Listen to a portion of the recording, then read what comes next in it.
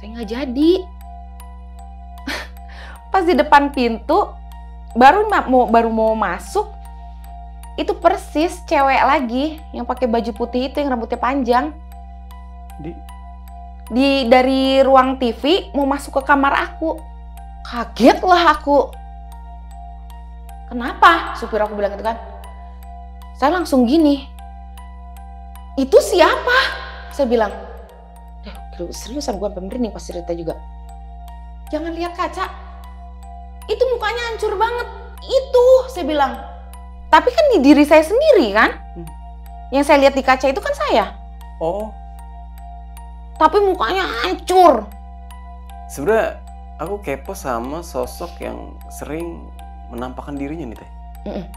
Salah satunya sosok wanita.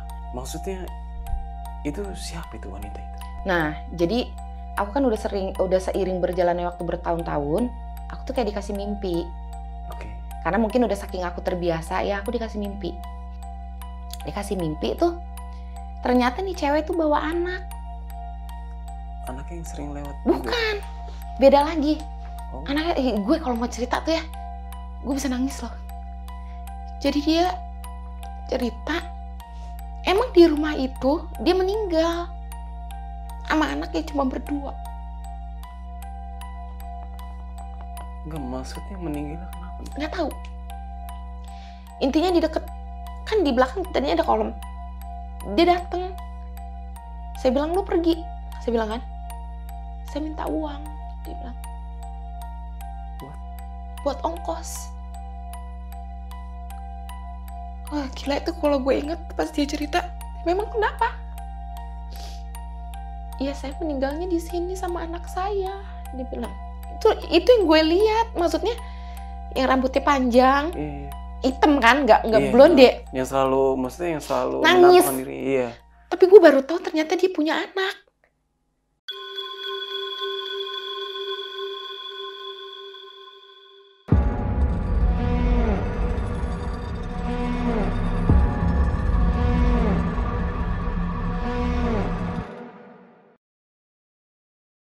Halo Sobat OTM, balik lagi di obrolan tengah malam. Semakin malam, makin seram.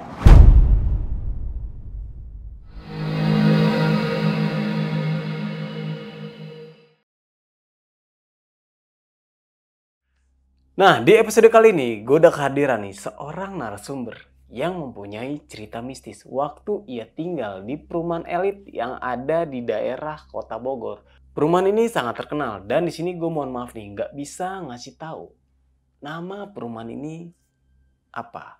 Oke, penasaran dengan ceritanya seperti apa? Langsung aja kita sapa narasumber kita pada malam kali ini. Selamat malam, Teh Julia. Selamat malam. Apa kabar nih Teh? Baik. Terima kasih nih Teh sudah hadir dan mau membagikan sebuah kisahnya nih ya. Iya. Dan kisah ini bermula di tahun 2008. Tuh. Oke, mungkin ditahan dulu nih Teh untuk ceritanya. Nah, buat Sobat OTM nih yang penasaran sama ceritanya Teh Julia, kalian bisa tonton dan simak video ini sampai habis. Biar tahu gimana angkernya rumah ini. Buat kalian yang mempunyai cerita horor dan ingin menjadi narasumber, kalian bisa langsung kontak ke nomor yang ada di sini.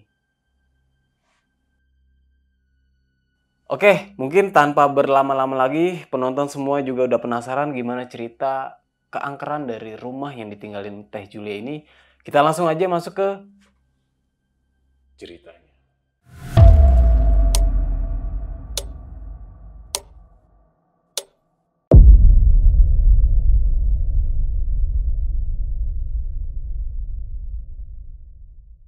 Jadi awal mula itu kan aku udah married berapa tahun, aku beli rumah di salah satu perumahan ya lumayan elit lah di Kota Bogor. Oke. 2008 aku beli. Nah dulu dia minta itu harga di 900 juta. Tapi aku kan di atas budget aku. Nah, aku nawar di angka 7,5. Yang punya rumah itu masih, aduh nggak mau ngelepas deh intinya. Dia bilang baru habis renovasi segala macam, oh ya udahlah kita lewat. Karena ya memang budgetnya nggak nyampe. Gitu kan. Udah. Selang mungkin sebulanan kali aku lagi hamil besar waktu itu. Tiba-tiba dia nelpon, aku lagi di jalan. Ini jadi gak mau beli rumah? Aduh om maaf, kayaknya budgetnya nggak nyampe kalau segitu. Mungkin kalau di 7,5 ya oke. Tapi aku ngomong jelas 7,5. Ya udahlah di 690. Hah? Apa ini salah dengar? Apa emang beneran gitu kan? Terus akhirnya 690 juta om, gitu kan? Iya. Dalam hati ngomong, ini gue nawar 7,5 aja lu gak kasih kok, nih tiba-tiba nurunin lumayan banyak gitu kan? Iya. Nah terus udah, oh yaudah oke. Tapi kita mau survei lagi ya rumahnya, gitu kan?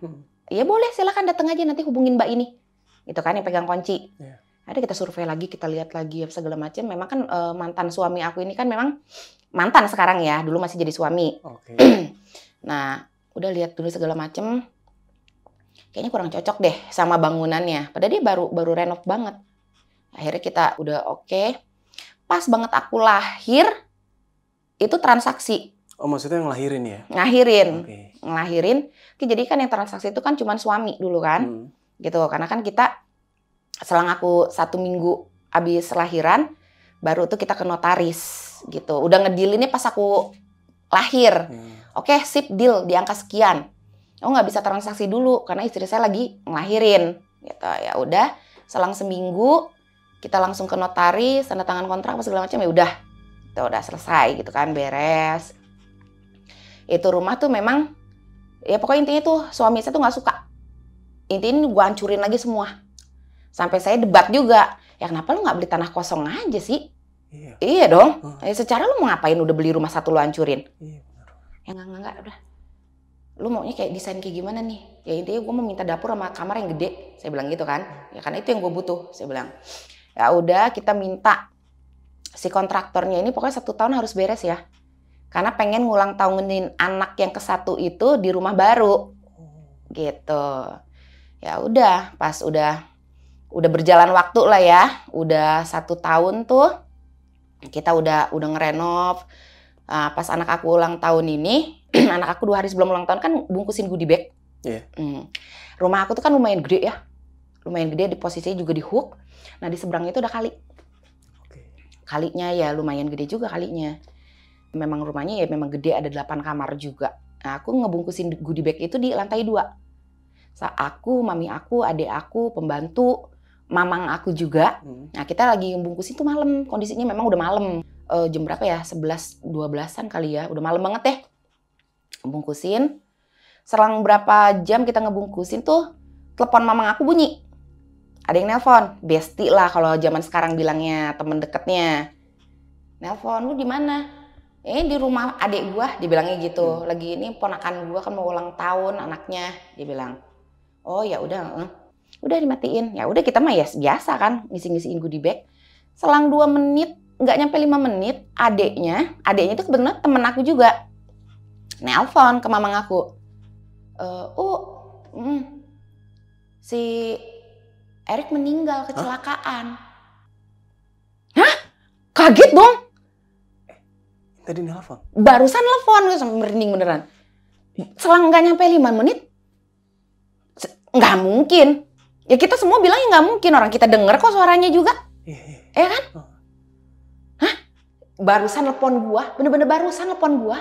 Nggak mungkin, meninggalnya aja udah lebih dari 1 jam yang lalu. Kecelakaan motor. Kaget, panik, takut nomor 1. Karena takutnya kan dia nelpon. Iya dong. Hah? Nggak mungkin banget ah. Si Erik si bodong kan? Iya. Adiknya yang nelpon persis gitu kan. Ya nggak mungkin, ini baru habis telepon gue nih, perlu gue fotoin ini bukti panggilan telepon dari nomor handphone dia. Gitu kan. Ngerjain juga sambil takut. Udah deh buru-buru aja deh. Hawa udah mulai-mulai nggak enak gitu kan. Ya tapi aman-aman aja sih. Aman-aman aja gitu. Cuman kayak shock aja gitu loh. Maksudnya kan ya lu udah meninggal, kecelakaan tuh ya dari hampir 2 jaman. Tapi lu barusan nelpon dan suara lu persis nanya lagi di mana. Dan itu kita semua denger gitu loh. Ya udahlah kita lupakan gitu kan. Ya udah kita berjalan sampai di hari H-nya anak aku mau ulang tahun tuh, malam sebelum ulang tahunnya. Ya biasalah kan aku dekor sederhana ya, nempel-nempel balon apa. Itu kan sampai sampai jam 12, jam 1 pagi lah. Rumah aku itu kan di depan itu tanah kosong. Tanah kosong itu ya jadi kan dari pintu utama ke pintu gerbang gitu ya lumayan agak ada spesial agak jauh gitu ya karena kan lumayan gede gitu. Nah langsung ke depan jalan. Jadi aku jelasin ya denah rumah aku itu baru masuk ini kan pintu utama. Nah sebelah kiri ini pintu gerbang garasi mobil. Garasi mobil itu kan mau 3. Di dalamnya pun masih ada garasi lagi yang ditutup rolling door.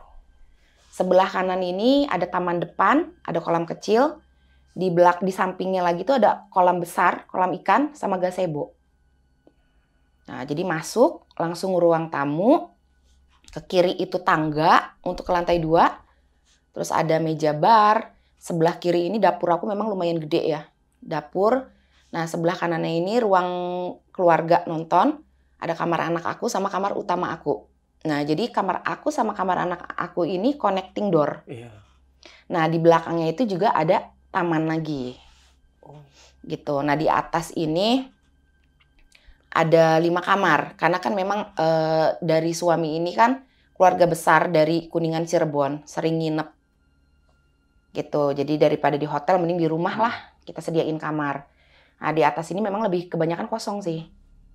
Ada kamar pembantu sama supir. Tapi pembantu lebih seringnya tidurnya di bawah, kamar bawah. Jadi paling yang di atas tuh supir sama tukang kebon. Kayak gitu. Jadi di atas pun masih ada lagi tuh rooftopnya tuh gede. Bisa dibangun mungkin 6 kamar lagi tuh masih muat. Jadi memang ya lumayan gede banget sih. Lumayan gede gitu. Ya di sampingnya persis jalan tuh ya kali.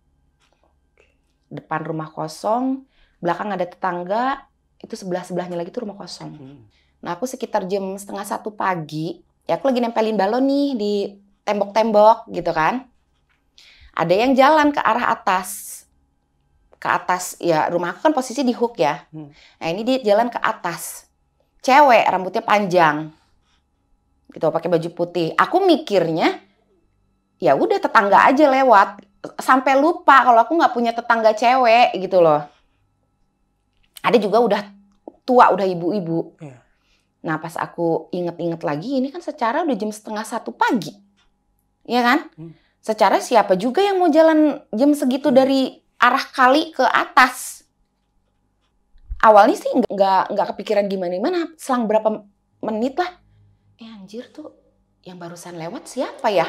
Gitu kan? Gue bilang, yang lewat siapa ya?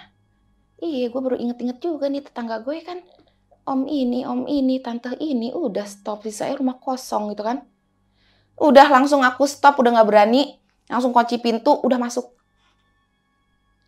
Kaget kan? Pas ngelihat jam di tembok, anjir udah mau jam 1.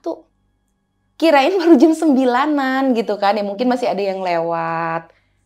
Anjir yang lewat siapa? Gitu kan langsung merinding gitu kan. Ah ya udahlah. Karena kan memang aku ya kebetulan dari masih kecil itu kan aku udah bisa ngeliat sama hal-hal yang seperti kayak gitu. Jadi kalau ngeliat yang kayak gitu tuh ya udahlah gitu loh. Cuman ya ada masa-masanya di mana aku takut ya aku takut. Normal lah, ya kan? Nggak selamanya aku juga berani. Ya sometimes kalau lagi takut ya kabur lah. Ya terus ya udah nih ya, kita udah sering berjalannya waktu. Tapi nggak lama dari kejadian ulang tahun anak aku yang ke-1 nih. Abis maghrib itu aku pengen pijit. Ya kan ada tukang jamu langganan yang bisa pijit. Aku bilang yuk sore aja deh, abis maghrib ya Bu. Iya. Nah pas udah abis maghrib aku bilang yuk pijitnya di lantai 2 aja deh. Gitu. Oh iya udah. Karena kan di bawah lagi agak rame orang gitu kan temen-temennya suami. Lantai 2 udah. Udah nih ada di kamar 1 lah tuh ya, 1 kamar. Yang itu langsung tembusan ke rooftop itu. Ke samping rumah yang kosong itu buat tempat aku jemur segala macem. Baru mulai pijit tuh. Ya baru kaki apa gitu ya. Tiba-tiba kok aku kayak nggak enak gitu loh badan. Kayak merinding. Aku tuh kayak sesek gitu awalnya. Kok panas ya Yu? Padahal masang AC gitu. Masa sih Bu ini dingin? Oh, aduh sumpah sesek gue. Saya bilang gitu kan. Sampai bener-bener sampai saya kayak gitu. Ayo udahlah lanjut. Selang berapa menit itu saya dengar ada suara cewek nangis. Dari samping yang halaman kosong itu. Iya. Nangis gimana sih nangis ya? Gitu kan? Yuk bentar deh. Saya gitu kan. Kenapa Bu? Dengar gak barusan kayak ada suara yang nangis? Dia diem dulu kan. Nggak ada Bu. Ayo udahlah lanjut. Saya bilang kan. Tapi saya udah merinding tuh. Udah merinding Kak. Udah merinding. Udah nggak enak deh. Terus udah gitu. Ya udah lanjut aja deh yuk. Cuman selang hitungannya itu bener-bener cepet. Nangis lagi. Makin kenceng. Tapi si Mbak Yu ini nggak denger. Yuk dengerin deh yuk. Nggak ada Bu. Ah sumpah nggak bener. Keluar aja deh yuk, pindah ke bawah. Saya bilang. Pindahlah saya ke bawah. Belum nyampe bawah, baru nyampe tangga, di tengah tangga saya duduk tahu-tahu. Saya ingat saya duduk. Terus langsung kayak nangis gitu. Udah nangis aja gitu di tangga. Nangis terus. Ya kalau menurut pengakuan supir, karena kan saya juga nggak inget kejadiannya kan. Ya pengakuan supir saya ya udah. Saya tuh nangis, terus terketawa katanya. Ketawanya tuh ya kayak ketawa, gitu. Kan dipegang sama supir saya. Ini siapa? Gitu kan. Ya karena kan kebetulan dia juga agak sedikit ngerti gitu ya. Sambil dipincet gitu tangan sama kaki saya gitu. Ini siapa? Itu malah ketawa katanya. Sampai si Mbak Yu-nya aja ya apa dia sampai sholatin apa segala macem gitu kan, sholat apa di rumah gitu kan, pinjem mukena apa buat sholat, tapi itu nggak ngepek. Terus tadi dia nangis lagi, sayanya katanya ya, sayanya tuh nangis lagi. Itu ya agak lama juga sih, selang mungkin setengah jam. Ya udah aku sadar lagi gitu kan, tapi tuh capek akunya, kayak orang habis lari berapa kilometer gitu. Udah minum gitu, udah ya udah biasa lagi gitu kan. Selang hitungannya paling mungkin ya kayak sebulan atau sebulan setengah, itu kejadian lagi. Aku lagi masak di dapur sama mami. Kebetulan mami sama adik aku lagi nginep di rumah. Kan ini kan kejadiannya sekitar tahun berapa? 2010-an berarti ya. Oke. Ya udah masak aja biasa kan. Ya kayak biasanya masak, gimana sih masak? Tiba-tiba katanya aku duduk. Duduk tuh langsung nangis. Nah itu aku nggak inget tuh. Kalau kejadian itu aku bener-bener nggak inget. Itu katanya aku minta bakso. Bakso? Minta bakso, itu supir aku sampai pergi beliin bakso. Terus aku minta kopi pahit 2 gelas, itu langsung diminum panas-panas. Tapi aku nggak ngerasain apa-apa. Bener-bener langsung diminum. Baksonya pun yang gede banget itu langsung dimakan, habis. Kita pikir aja orang normal minum kopi panas kan, secara 2 gelas panas-panas baru diseduh, langsung diminum dihabisin kan. Logikanya aja. Iya, nggak bisa lah. Nggak mungkin kan? Iya, nggak mungkin. Nah itu terjadi. Itu bener-bener. 2 gelas habis sama bakso 1 mangkok katanya. Ya seiring berjalannya waktu gitu kan. Aku emang sering ngeliat juga gitu kan. Kayak aku lagi masak di dapur. Kan di dapur aku itu kan ada tangga yang melingkar tau nggak? Yang langsung tembusan ke kamar supir. Jadi di dapur itu ada tangga yang melingkar gitu. Oh ini rada nggak enak gitu ya hawa. Aku lagi sendirian waktu itu. Kayaknya pembantu lagi pada pulang. Aku kayak ngintipnya tuh kayak pakai mata dari ujung mata gini, ngerti gak sih? Aku lihat, itu apaan ya hitam tinggi gitu kan. Persis di tangga. Hitam gitu, gede. Gitu kan. Kepo. Aku tuh kan orangnya kepoan ya. Sebenarnya takut, tapi kepo. Langsung aja dilihat gini gitu kan. Itu beneran. Hitam tinggi banget. Jelas. Terus nggak lama dia duduk di tangganya. Aku sih sambil kayak ngucap-ngucap, lu ngapain sih di sini? Lu kalau ada yang lu mau apapun ya lu ambil deh sendiri. Gitu kan. Tapi dia diem aja ngeliatin. Itu lumayan lama. Nggak hitungan detik. Dia bener-bener ngeliatin. Hitam bener-bener hitamnya tapi gede banget gitu. Sampai aku bilang, kalau mau ngopi, lu ngopinya dulu sendiri deh. Sambil geter-geter gitu kan. Udah aku tinggalin. Udah aku nggak mau masak. Nyeduh tuh akhirnya setannya. Ya nggak ngerti deh. Pokoknya intinya pas udah gitu, pas aku udah mau ke kamar kan, ke ruang tamu, masih kepo. Balik lagi ngeliat gitu kan, penasaran masih ada gak nih? Nggak ada, udah gitu kan, aman gitu kan. Dan itu hampir, ya nggak setiap hari juga, tapi sering banget. Kejadiannya tuh sering. Anak kecil lari. Anak kecil cowok. Kurus. Larinya cepat banget. Ntar dia lari tuh dari arah taman belakang ke depan. Nanti lari lagi dari kamar mandi tamu. Kan ada kamar mandi tamu di bawah tangga. Nah dari situ lari ke dapur. Dan aku juga sering ngeliat cewek. Jadi kalau aku dari pintu depan utama nih, biasa kalau pas mau ke dalam nih, itu langsung itu ceweknya tuh ya pakai bajunya putih yang aku lihat ya, rambutnya panjang, tapi lihatnya dari belakang. Itu dia ya bukannya kayak orang kalau manusia biasa tuh kan jalan ya. Kalau dia tuh kayak gini gitu jalannya kayak orang pakai apa sih? Kayak pakai roda gitu. Oh, jalan itu ya? Iya, jalannya pelan-pelan masuk ke kamar aku. Kayak gitu. Itu beberapa kali ngeliat yang kayak gitu.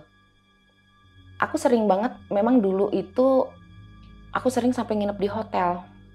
Gara-gara? Gara-gara takut. Karena aku sering banget itu yang ngedengar suara nangis itu di kamar aku juga sering. Anak aku pun ya baru umur berapa tahun kan waktu itu masih kecil banget. Mama itu siapa yang nangis sih malam-malam? Dia bilang. Nangis apa dek? Padahal saya udah denger. Ya mama dengerin deh. Dia bilang itu persis ada di tembok dekat tempat tidur aku. Itu kan posisinya belakang kan dulu masih rumah kosong. Kebon kan. Kebunnya gede banget gitu. Jadi memang kebun, rumah kosongnya itu ada kebunnya. Persis, jadi pas tembok kamar aku itu ya memang sampingnya itu ya tanah kosong orang. Itu nangis. Nangis terus. Nah aku tuh kalau kejadian-kejadian kayak gitu tuh kan parno ya. Udah cabut, nginep ke hotel gitu. Dan itu sering banget. Sering banget. Kayak begitu kejadiannya. Sampai mikir, ini kenapa sih gitu kan? Dan yang lihat kan cuma aku sendiri. Gitu kan? Yang paling sering ya? Yang paling sering lihat ya memang aku. Yang lain kan memang gak ada yang bisa gimana-gimana. Tapi ada sebagian ya kayak anak aku, suami aku dulu. Ya dia denger juga kalau yang suara nangis itu. Tapi kalau untuk langsung lihat bentukannya kayak apa ya nggak ngelihat mereka. Tapi mereka cuma denger suaranya itu memang bener. Pembantu pun pernah denger gitu. Sampai pembantu aku tuh kebanyakan tuh pada nggak betah kerja di rumah. Aku kadang kan suka pergi kemana gitu kan. Ya mereka kan suka ditinggal di rumah nih. Siang-siang aja mereka nggak berani. Takut, dia bilang. Kayak ada sering suara cewek, Bu. Dia bilang. Suara cewek gimana ah? Kalau saya kan gitu, padahal saya udah tahu. Iya, kayak sering ada yang nangis. Padahal itu bibi-bibi gitu kan.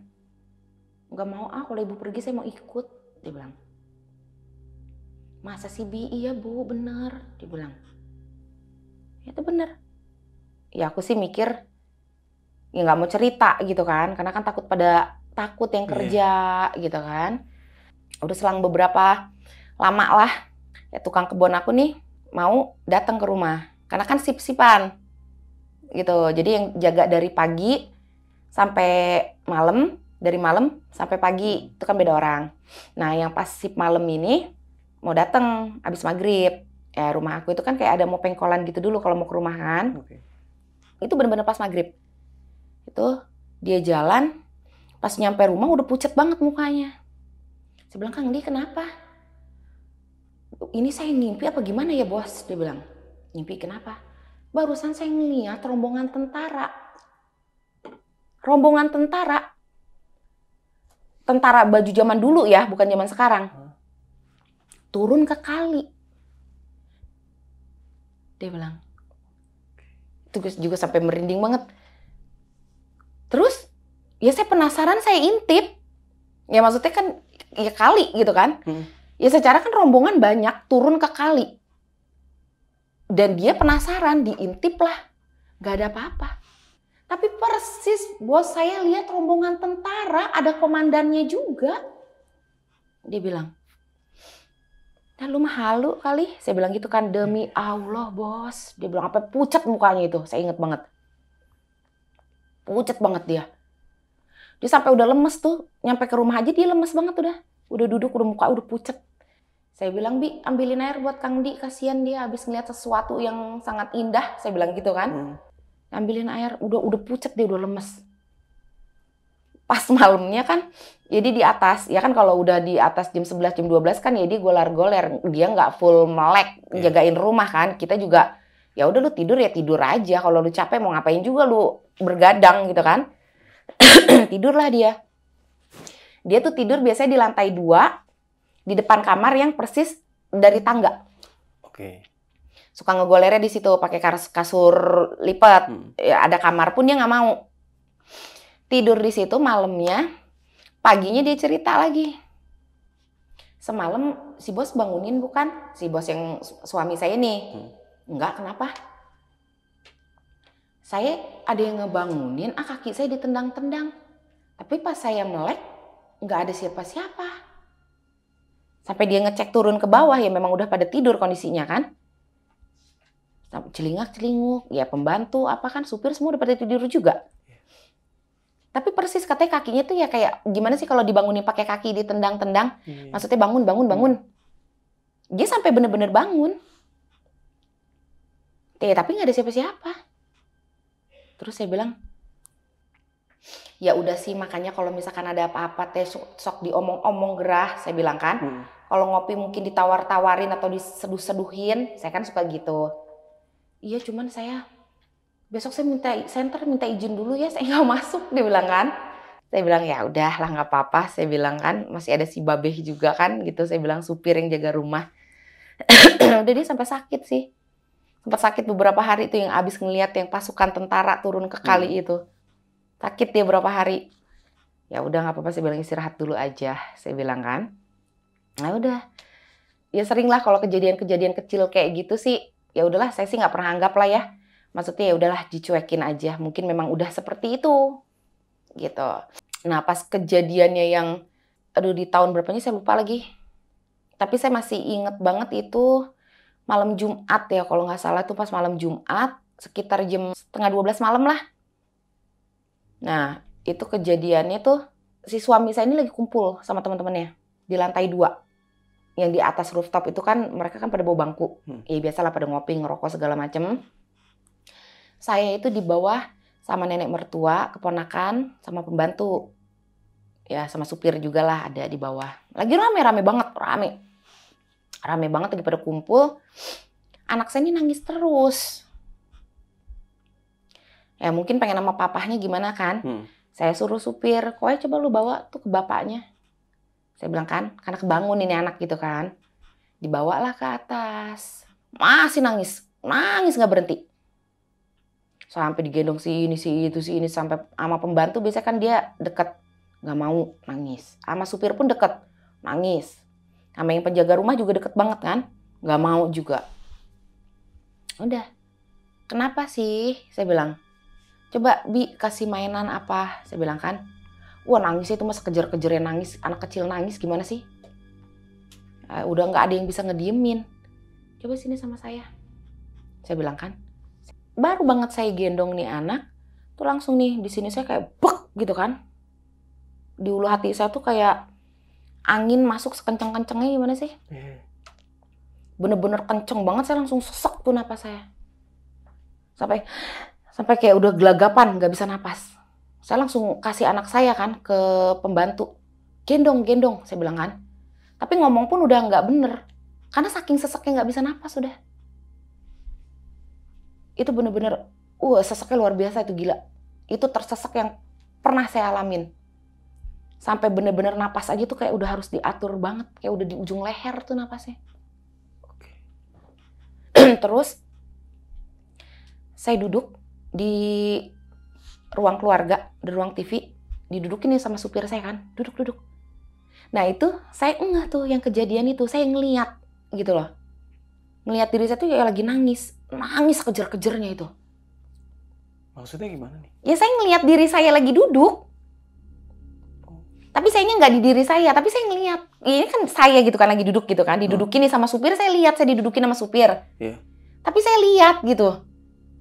Sayanya ngeliat diri saya sendiri. Okay. Bingung kan? Yeah. Itu ngelihat diri saya sendiri, nangis. Nangisnya tuh lama ya. Ini kejadiannya lama. Lama banget ini kejadiannya. Terus ketawa.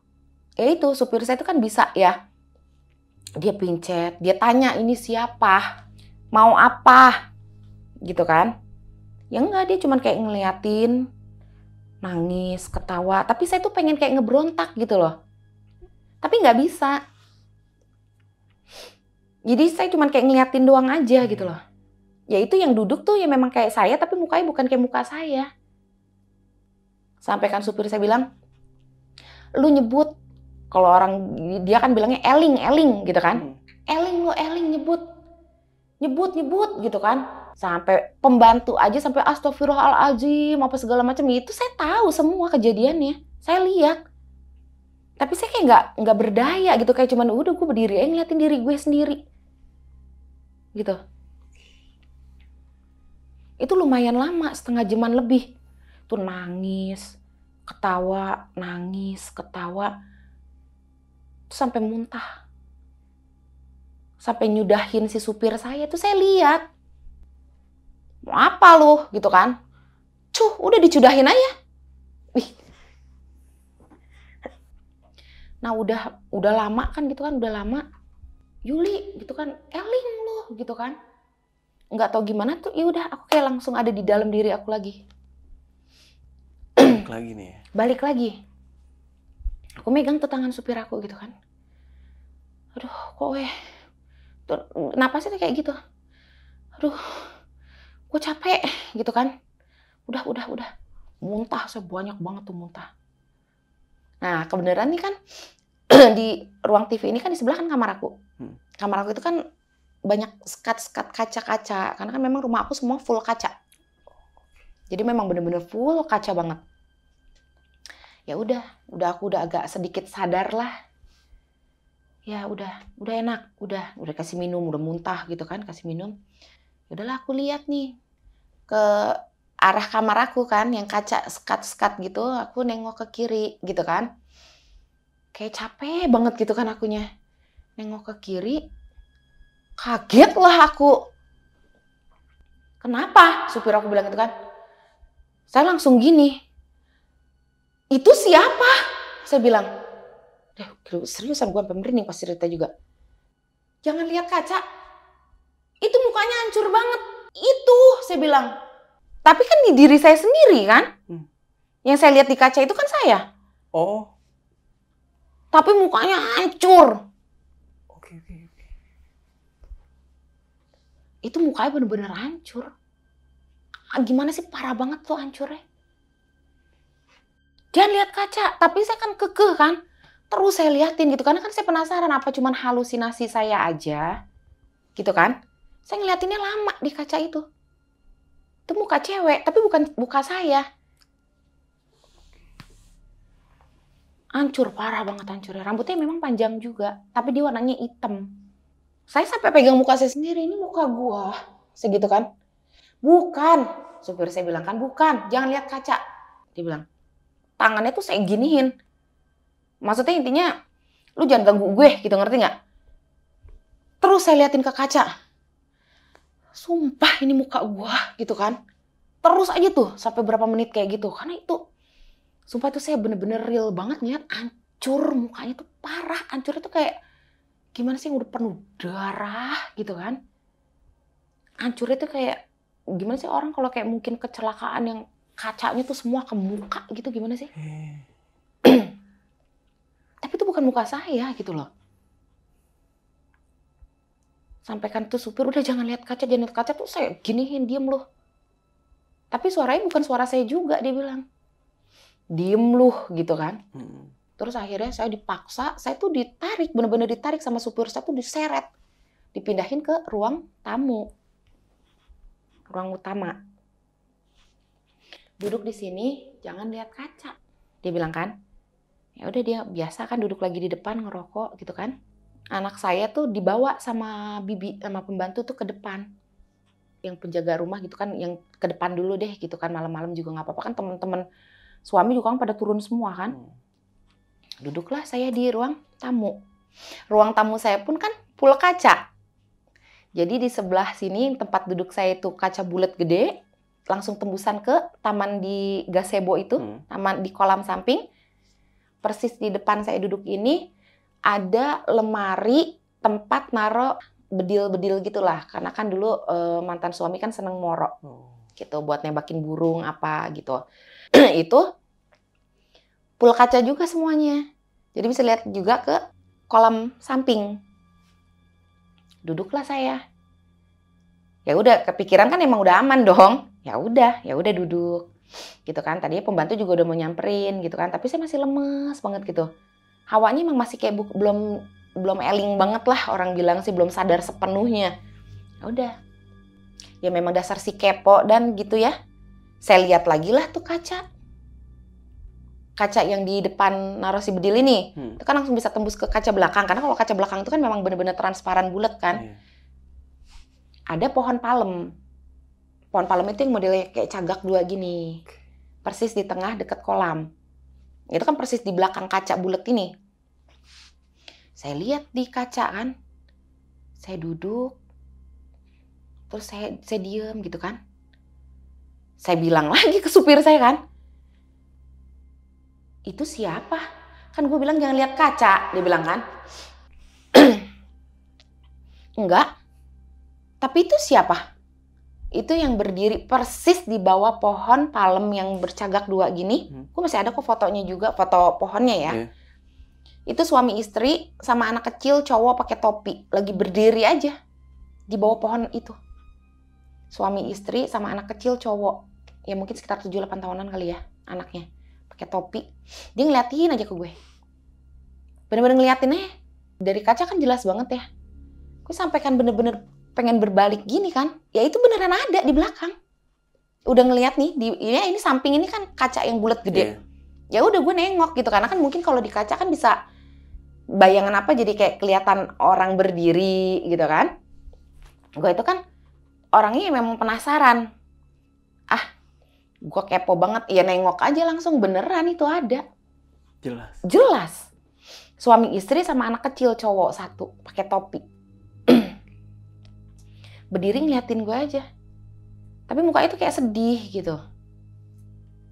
Terus itu ada tamu, respon tercepat gitu kan. Refleks tuh. Siapa? Aku bilang gitu kan ke supir nih. Ada tamu bukan? Kan gue bilang lu jangan lihat kaca, dia bilang kan. Aku nengok gitu kan. Itu siapa dia? Bawa anak kecil. Temen lu. Udah lu jangan lihat kaca, udah, dia bilang. Lu jangan lihat kaca, dia bilang. Ya tapi kan itu dia berdiri ngeliatin terus, disuruh masuk gimana kek. Aku kan mikirnya orang. Ya nggak ada yang lihat. Sampai akhirnya tuh, ini mah udah nggak bener. Jam 1 pagi tuh aku, ini udah dianterin tuh sama supir sama pembantu ke rumah si mami. Maksudnya ngungsi dulu deh. Nggak bener lu kayak begini. Gitu kan. Nggak bener lu kayak begini. Udah 1:30, berarti sekitar 1:30 pagi tuh. Aku dianterin sama supir ke rumah si mami. Gitu. Di rumah ya udah, suami sama supir sama pembantu segala macem gitu kan. Udah balik lagi, udah di rumah. Udah berjalan seperti biasa lah gitu ya. Ya memang kalau penampakan itu aku sering lihat. Tapi ya udahlah, maksudnya udah cuek lah gitu kan. Udah, sampai suatu malam. Nah, anak aku tuh umur berapa tahun ya? 5 apa 6 tahunan gitu, lupa. Tuh tengah malam kejadiannya. Ini pas lagi lebaran kalau nggak salah. Lebaran itu kan semua pembantu, pekerja, pegawai semua di rumah kan pulang kampung. Jadi aku tinggal bertiga aja nih, suami, aku sama anak aku. Ini cewek kan. Tengah malam, masih sekitar jam 11:30-12an malam sih. Tiba-tiba anak aku nih ngejerit. Langsung dong lari ke kamar. Lari, dia ngejerit kenceng. Sakit, dia bilang. Perutnya dia pegang kan. Kenapa? Saya bilang. Tapi pas dia bilang, sakit, itu tuh suaranya bukan anak aku. Kayak suara orang gede gitu sambil melotot. Kan? Wah, udah nggak enak banget nih, mana nggak ada orang lagi gitu kan. Saya pegang. Apa yang sakit? Dia tuh sampai bener-bener kayak gitu, tau gak ngomongnya. Itu anak kecil, anakku masih 5 tahun, 6 tahunan, cewek. Ya kan suara anak kecil kan gak mungkin kayak gitu. Sesakit-sakitnya pun dia gak mungkin suaranya sampai kayak gitu kan. Pikiran utama kan ke rumah sakit kan. Gendong dulu nih, anak mau ke mobil gitu kan. Nah terus suami saya bilang, pas udah di depan pintu utama, dia ambil baju, karena udah pasti bakal dirawat deh gitu kan. Pas udah digendong, diangkat, dia tuh gak bilang sakit. Udah kayak anak aku lagi aja. Tapi masih sakit, tapi sedikit. Ya suaranya kecil lagi gitu loh, tau gak? Ya berarti kan saya mikir ya udah masih ada kesempatan buat ambil baju juga gitu kan. Ya dari pintu depan utama nih mau masuk ke rumah, saya mau ngambil baju. Saya nggak jadi. Pas di depan pintu, baru mau masuk, itu persis cewek lagi yang pakai baju putih itu yang rambutnya panjang. Dari ruang TV mau masuk ke kamar aku. Jalannya sama persis lagi, slow gitu. Wah, aku kan bilang kan, kok besok aja deh bajunya nggak apa-apa nyusul. Saya nggak bilang. Nah, di situ kan sempat kita debat juga nih, ribut. Lu seberapa susahnya sih? Karena kan dia masih nyusu juga kan, ambil susu sama baju. Saya kan mau masuk ya, tapi kan langkah berat. Karena itu persis, karena dia ngelihat ke saya dulu gitu loh. Kalau yang kali ini dia ngelihat ke saya dulu dari ruang TV itu. Ngelihat dulu kayak gini, terus kayak senyum gitu, terus langsung jalan ke kamar. Kan itu mah lebih gila. Saya udah suami marah-marah kan, maksudnya ambil baju lu gini-gini nih. Ya lu tahu nggak apa yang gue lihat? Gue nggak mau. Saya bilang, itu persis bener-bener jalannya tuh lambat banget jalannya, lama banget. Ya tembus saya ke pintu, karena kondisi pintu kamar kan ditutup. Masuk. Ya kan udah nggak bisa gerak dong. Langsung kayak membeku sesaat gitu kan. Ya udah enggak gitu. Sampai ribut itu. Sampai ribut gede cuman perkara nggak berani masuk ya kan dia nggak ngeliat. Tapi itu akhirnya sama dia, anak tuh kan ditaruh di mobil kan. Fai tunggu sini dulu ya gitu kan. Ya itu anak kondisinya udah baik-baik aja. Udah nggak bilang sakit lagi. Sampai saya bilang, jadi masih sakit nggak? Sedikit banget. Dia bilang, tadi kok sampai teriak-teriak? Enggak, dia bilang. Gitu. Masuklah aku buru-buru ke dalam ngambil baju seadanya aja gitu kan. Udah jalan kan itu, kalau aku kan kalau keluar dari rumah kan dulu kan masih sepi ya. Kalau sekitar tahun 2010-2011an ke situ kan memang itu rumah tuh, perumahan yang aku beli ini memang masih sepi penghuni. Apalagi kan kali juga, dulu belum ada security juga. Itu memang ngelewatin kan, ya masih banyak yang kosong-kosong. Gitu kan. Ya itu, ya udah aku pas nyetir, ya itu kan aku kalau kayak ada kayak gitu kan suka kayak peka ya. Ya aku lihat di spion, bukan spion tengah ya, tapi spion luar. Ya itu beneran cewek ngikutin aja. Itu yang pakai baju putih itu ngikutin. Terus aku bilang, ngomongnya tapi dalam hati ya. Udah sih lu jangan ngikut-ngikut, mau ngapain sih gitu kan. Udah sana lu. Nah terus dia kayak langsung kayak ngeduluin gitu. Nah itu pas di deket pos yang depan, pos kosong ya. Pos kosong tuh kan tanah kosong semua. Itu bener-bener dia terbang di depan mobil. Itu gaunnya tuh bener-bener ngerambai. Ngerti gak sih kayak yang namanya orang tuh pakai gaun yang panjang banget. Terus dia tiba-tiba terbang di depan mobil tuh tapi slow ya.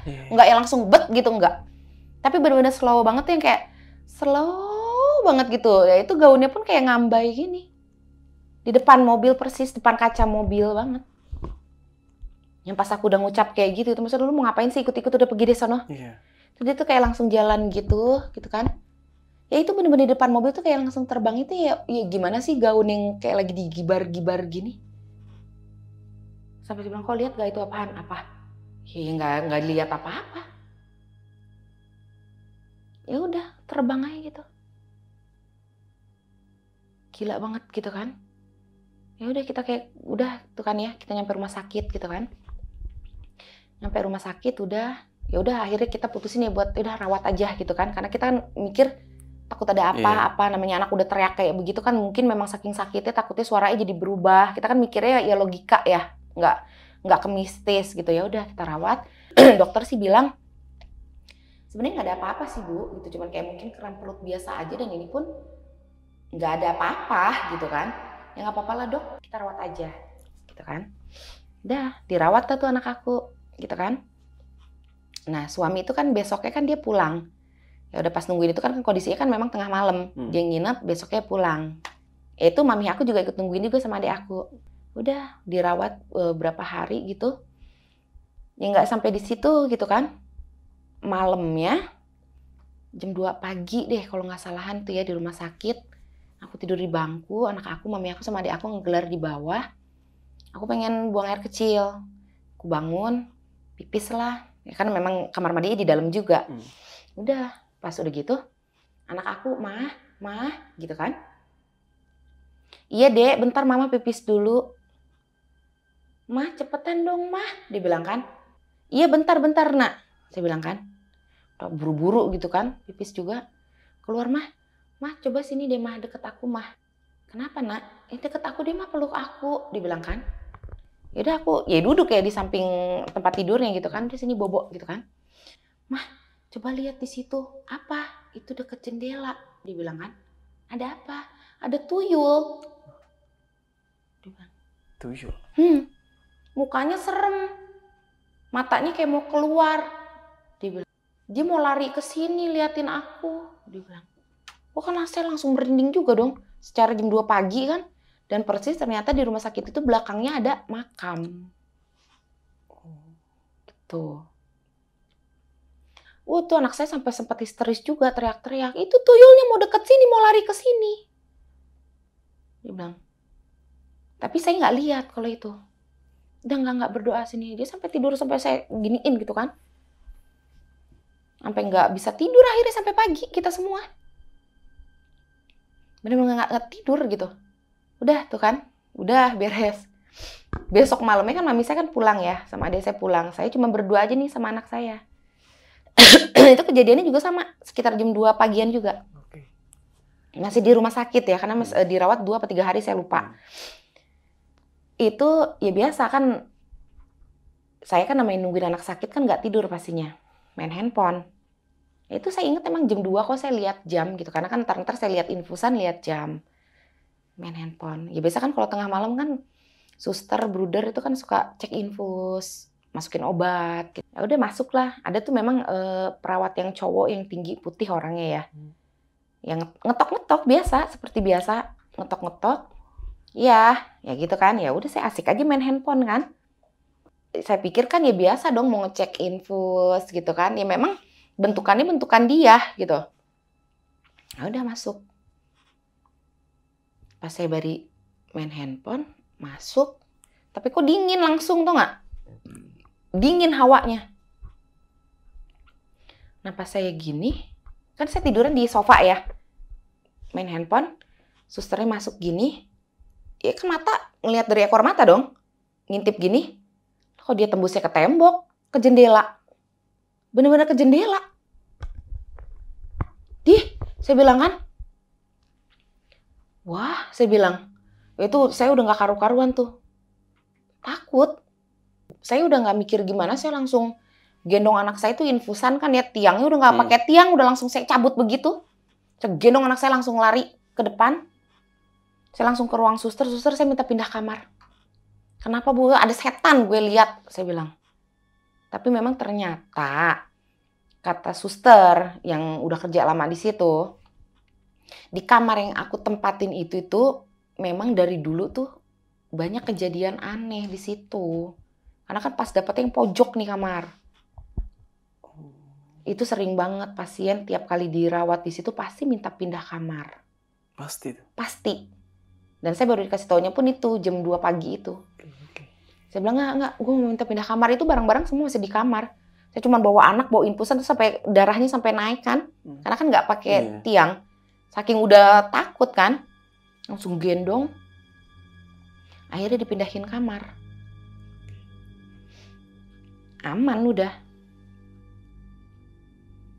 Aman terus Ya udah besoknya saya langsung bilang udah minta pulang aja lah, anak saya juga kondisinya juga udah membaik juga gitu kan. Saya bilang nggak bener lah kalau lama-lama di sini gitu kan. Ngurus-ngurusin admin apa kan beres sore, memang minta pulangnya udah sore, nunggu dokter visit dulu kan. Sore udah saya pulang gitu kan, mau pulang nih. Ini kejadian itu kayak emang bener-bener beruntutan banget. Udah pulang tuh saya inget banget pulang tuh pas maghrib. Pas maghrib tuh udah mau nyampe rumah tapi ya. Itu udah saya pulang kan berarti cuma berdua sama anak doang kan. Pulang anak kan suami kan udah di rumah. Nah itu kalau saya, ya itu yang saya bilang kalau mau ke rumah saya itu kan kayak ngelewatin pengkolan gitu. Lurus itu kan rumah kosong. Rumah kosong sebelah kiri itu kan alang-alangnya juga udah tinggi. Nah itu dari jauh jelas, saya kan pakai lampu kan, lampu mobil. Ya saya jelas banget persis kok saya lihat dari jauh itu ada yang duduk tuh di kalau di perumahan tuh kan tong sampahnya kan dari kayak apa semen-semen yang dibikin gitu loh. Yang orang bisa duduk juga gitu kan. Itu dari jauh saya udah lihat. Itu orang siapa duduk ya? Pakai topi merah, saya inget banget. Pakai kemeja, tapi saya nggak ngeh bajunya warna apa, tapi saya inget banget dia pakai topi merah. Ya mungkin sekitar jarak 100 meter mah nggak terlalu jauh kan ya? Bener nggak? Ya sekitar 100 meter. Ya saya mikir kan itu kan rumah kosong. Saya kasih lampu jauh dong, mobil. Saya kasih lampu jauh itu masih kelihatan. Duduknya laki-laki ya cowok tuh ya duduk aja gini. Topinya tuh merah, saya jelas banget. Gitu kan. Ah ya mungkin pegawai atau apa kan pikiran saya kayak gitu kan. Ya udah. Saya iniin lagi lampunya kan. Kok makin deket nggak ada, gitu kan? Kan nggak mungkin lepas dari pandangan saya tuh laki-laki. Ya kan ini mobil saya, secara tong sampahnya di sini, rumah kosong. Saya udah kasih lampu jauh kan, ya memang ada lagi duduk, tapi nggak ngeliat ke saya, ngeliatnya ke kali. Pakai topinya merah, saya masih ingat sampai sekarang. Ya kan nggak mungkin, maksudnya lo kalau misalkan mau jalan pun pasti kelihatan dong, dan gangnya juga agak jauh dari rumah kosong itu. Pas saya udah makin ngedeket, itu kemana laki-laki yang barusan duduk ya? Hilang. Sampai saya tuh sempat berhenti, bener-bener saya berhenti. Saya sampai nengok. Apa mungkin ini rumah lagi dibangun gitu kan? Dia masuk kan otomatis kalau masuk cepet dong. Enggak ditutup pakai seng. Itu rumahnya. Dan gelap gitu kan? Nggak mungkin ada orang juga. Sampai saya nggak mungkin masuk gang bapak itu kan agak jauh. Kalau jalan otomatis dia arahnya ke saya. Atau dia mau masuk gang yang sebelah lagi kan otomatis saya masih lihat punggungnya. Gitu kan. Atau dia nyebrang ke kali. Saya sampai bener-bener itu saya saking kepo. Saya penakut tapi saya kepo. Ya saya buka kaca, saya lihat pinggir kali gitu kan dari ujung ke ujung. Nggak ada. Saya langsung baru sadar gitu kan. Gitu kan langsung aja udah saya nyetir. Karena kan depan rumah saya langsung kan. Dan akhirnya sampai rumah nih, Kak. Sampai rumah. Wah ini kejadian ini parah banget ya. Dari rumah sampai rumah sakit pun juga mengalami kejadian-kejadian. Iya, sampai pulangnya lagi pun. Sampai pulangnya pun juga mengalami kejadian. Itu terus-terusan. Oke, nih Kak Julia. Iya. Ini Kak teh nih. Teh aja kali ya? Ya terserah bebas apa aja. Iya, bukan kopi aja ya, teh aja ya. Nah nih, Teh. Tahu nggak sih, dulunya rumah ini tuh pernah ada memori tersendiri nggak? Nah, jadi rumah ini kan ya pas mau beli itu ya, ya kan sempet bingung di harga juga, dari mahal kok tiba-tiba malah dikasihnya murah. Iya benar. Nah, akhirnya nih ternyata yang perantaranya ini cewek, ya si Mbak Ani lah kita sebutnya Mbak Ani, ternyata dia itu kakaknya guru aku, gitu loh. Nah, pas udah ngobrol, cerita, udah. Akhirnya dia bilang gini ke saya, tapi kita udah transaksi ya. Kita udah transaksi, kita udah beli, udah beres lah intinya. Dia cerita, ini saya pegang rumah, dia bilang. Dia kan biasa memang perantara untuk jual beli rumah. Saya tuh pegang rumah tuh nggak pernah lebih dari 3 tahun. Ya maksudnya pasti langsung sold out gitu kan. Ini rumah tuh udah lebih dari 10 tahun saya pegang. Nggak laku-laku? Nggak laku-laku. Jadi itu udah berkali-kali. Orang nih udah lebih dari 10 kali nih. Katanya transaksi udah oke. Maksudnya tuh udah deal, udah oke, udah sampai ketemu sama yang pemiliknya langsung. Pemiliknya ini kan memang tinggal di Jakarta dan memang bukan orang sembarangan juga yang punyanya ini, gitu. Sampai udah ketemu, udah deal, udah oke, cancel. Dan cancelnya pun nggak tahu, tiba-tiba yang mau belinya tuh hilang ya. Oh, oke. Dan itu udah berkali-kali dia bilang. Berarti si calonnya atau agensinya ini pasti tahu dong tentang sudut seperti apa rumahnya dan kayak gimana.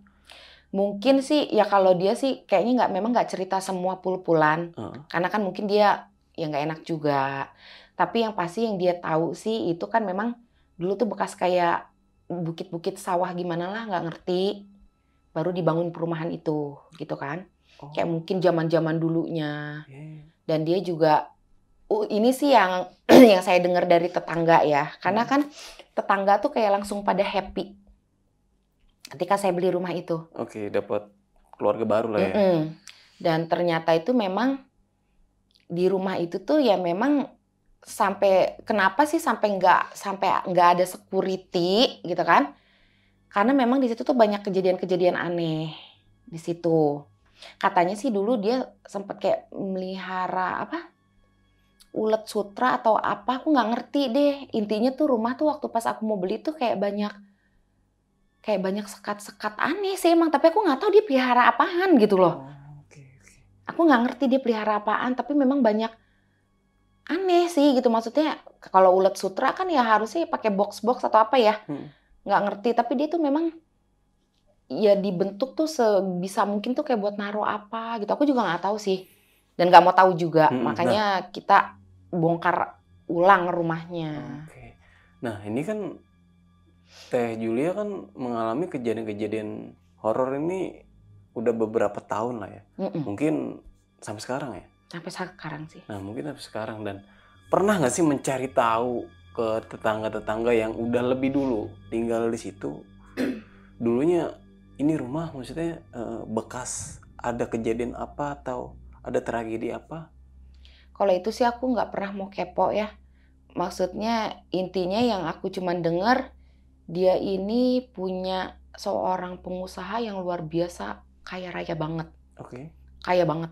Sampai dia rumahnya aja pakai nama adiknya mungkin karena terlalu banyak aset kalau pakai nama dia pribadi. Dan orangnya pun itu tidak bermasyarakat gimana sih maksudnya menyendiri gitu ya? Ya, jadi intinya memang di sini pun dari dia baru beli pun memang sebenarnya tetangga pun aneh. Dari dia baru beli pun itu memang nggak pernah diisi gitu. Sempat adiknya ngisi kayak cuma sebentar doang. Ya memang sulit banget untuk ketemu sama yang pemilik rumah aslinya ini tuh ya dia pengusaha yang mereka tahu tuh ya memang ya orang kaya raya banget lah kayak gitu dia bilangnya. Nah, sebenarnya aku kepo sama sosok yang sering menampakkan dirinya nih Teh.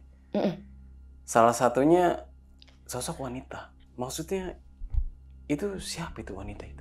Nah, jadi aku kan udah seiring berjalannya waktu bertahun-tahun, aku tuh kayak dikasih mimpi. Karena mungkin udah saking aku terbiasa ya, aku dikasih mimpi. Dikasih mimpinya itu ya kayak dikasih penglihatan gitulah ya. Intinya si cewek yang jadi kan memang banyak makhluk-makhluk penghuni di situ. Lebih banyak itu kan ya si Mbak Ayu ini ya, Mbak cantik ini. Ya itu di dalam mimpi aku kayak ngusir-ngusirin. Nah ya aku juga jujur memang penasaran nih sama cewek yang nangis terus. Nah aku mimpi lah suatu malam.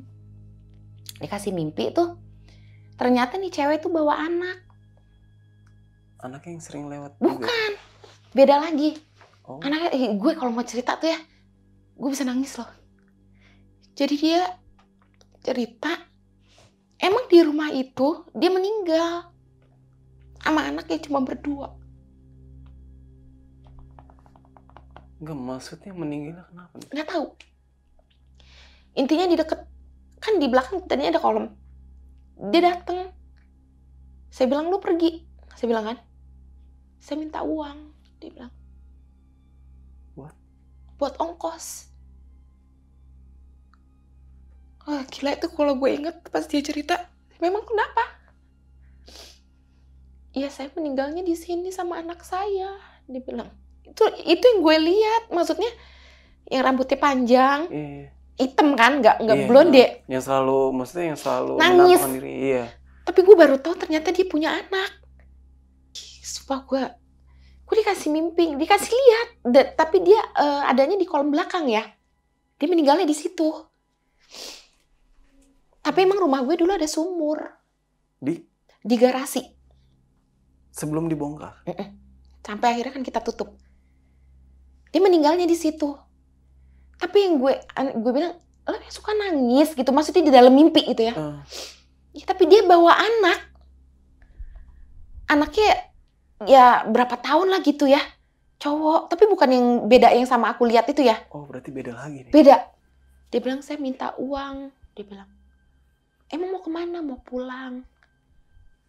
Mau pulang. Iya, dia bilang mau pulang. Dia bilang kasihan anak saya. Dia bilang. Udah, intinya ya dia meninggalnya, tapi dia nggak cerita dia meninggalnya kenapa. Tapi dia meninggalnya di situ. Ya mungkin di sumur atau di kolam aku nggak tahu ya. Ya kan, aku kan Chinese ya. Aku ngobrol-ngobrol gitu sama yang tua-tua. Bakarin aja kan, kalau di Chinese itu kan ada uang-uangan orang meninggal. Oh iya. Ya sambil diucap mau ngasihnya ke siapa gitu. Nah, aku bakarin di gentong sambil aku ucap, nih gue bawain uang yang banyak banget ya buat lu pergi senang-senang sama anak lu ya. Bilang gitu kan. Bakarannya di gentong. Posisinya? Di rumah, di depan pintu. Oh. Aku bakar. Ya itu selang berapa hari lagi di ngimpiin, ya udah dia kayak cuma ngucapin terima kasih. Dia bawa kayak tas hitam gitu kayak zaman dulu, gimana sih tas yang kalau orang mau pergi. Pergi dia sama anaknya beneran keluar dari pintu. Bener-bener ya udah bener-bener keluar dari rambutnya segini ya, tapi dia tebel, rambutnya tebel hitam. Perawakannya juga dibilang tinggi banget enggak, pendek banget enggak, sedang lah gitu ya, cantik. Tapi yang gue aneh ternyata dia punya anak. Gitu loh. Dan tahu itu pas ketika mimpi itu. Dan yang lebihnya aneh itu mimpinya jadi 2 kali. Pertama dia bilang ya dia meninggalnya di sini, tapi dia nunjuknya yang di kolam belakang itu ya. Bukannya di sumur. Di kolam belakang dia meninggalnya di situ. Dia mau pergi tapi nggak punya uang. Dia bilang. Ya selang pas ya kan aku udah cerita ke mami apa segala macem, udah aku bakarin duit-duitan ya gitu, duit-duitan orang meninggal. Udah. Mungkin selang beberapa hari doang dimimpiin lagi. Dia itu kayak cuman pamitan kayak bilang terima kasih sambil nuntun anaknya itu kayak masih kecil sih, belum 7 tahunan belum. Mungkin 5 tahun 4 tahunan kali. Anaknya juga agak gemuk gitu, nggak kurus. Dia sampai bawa tasnya, tas hitam kan kalau zaman dulu gimana sih yang tas hitam kalau orang mau, kalau zaman dulu kan gak ada koper-koperan ya, maksudnya tasnya tas ransel gitu. Terus sambil nenteng sambil nuntun anaknya kayak terima kasih, udah gitu aja, udah aja jalan. Tapi dari semenjak kejadian itu tuh udah jarang banget aku yang namanya ngeliat tuh jarang. Terus nangis sudah nggak pernah sama sekali. Oke. Nah, kalau misalnya yang si sosok satu keluarga nih Teh, yang berdiri di deket pohon palem. Tahu nggak itu siapa? Enggak sih. Itu cuman kayak aku kan dikasih mimpinya tuh kan banyak ya. Itu tuh dia cuman kayak orang yang kecelakaan aja gitu loh. Maksudnya kecelakaan ya kayak cuman kayak mau mampir gitu aja gitu, ngerti gak? Cuman kayak asal lewat gitu aja, tapi dia meninggalnya memang daerah-daerah situ. Nggak jauh dari rumah Teh Julia. Iya, karena kan di atas tuh langsung jalan raya utama. Aku kan jadi kayak masuk lagi ke dalam gitu kan. Iya. Kayaknya dia bukannya di situ posisinya, tapi dia memang dari luar. Kayak gitu aja. Wah, ini gokil juga sih, ini parah ya Teh. Iya. Berarti berapa tahun nih Teh mengalami kejadian-kejadian di luar nalar Teh Julia ini? Dari beli rumah. Kalau dari beli rumah sih ya, dari awal beli rumah ya sampai anak aku usia, ya aku kan udah pisah udah mau 3 tahun ya. Berarti kan dari 2008, 2009 sampai 2022-an ya. Berapa tahun tuh? Sekitar 14 tahunan ya, 13 tahun. 13 tahun. 13 tahun cukup lama juga ya. Sampai akhirnya terbiasa. Dan lokasi ini berada di perumahan, salah satu perumahan elit di Kota Bogor. Perumahan elit yang ada di daerah Bogor. Tepatnya di Bogor Kota atau? Bogor Kota. Wah. Ini terkenal nih perumahannya. Terkenal. Mungkin temen-temen nih bisa nebak lah perumahan ini perumahan apa ya? Iya, pasti. Nah, sebelum mengakhiri cerita nih Teh, punya pesan-pesan nggak nih buat temen-temen semua yang ada di rumah nih? Biar supaya kesimpulan dari cerita Teh Julia ini. Ya kalau pesan aku sih gini ya. Mungkin kan ada sebagian orang yang nggak percaya hal-hal seperti itu nyata. Iya. Ya kan mungkin ada bullshit lah, apalah. Aku pun dulu seperti itu. Tapi ya kita tidak bisa mentidakadakan mereka. Mereka tuh emang ada. Dan kita tuh pasti berdampingan. Iya, tapi ya tetap kita kan memang di atas mereka. Ya nggak perlu ketakutan yang luar biasa. Mungkin ya ada sesuatu hal yang mungkin memang pengen mereka sampaikan yang memang kan nggak semua orang bisa. Gitu kan, menerima pesan dari mereka. Gitu. Makanya ya, satu, jangan suka ngomong sompral. Jangan ngomong sembarangan lah kalau dimanapun berada. Iya benar. Gitu. Intinya ya banyak-banyak berdoa aja lah. Gitu aja. Oke. Terima kasih nih Teh Julia sekali lagi sudah mau membagikan sebuah kisahnya nih di perumahan elit yang ada di daerah Kota Bogor. Iya, betul. Oke, mungkin itu aja. Gue Nardi pamit undur diri. Sampai jumpa di video-video selanjutnya. Wassalamualaikum warahmatullahi wabarakatuh.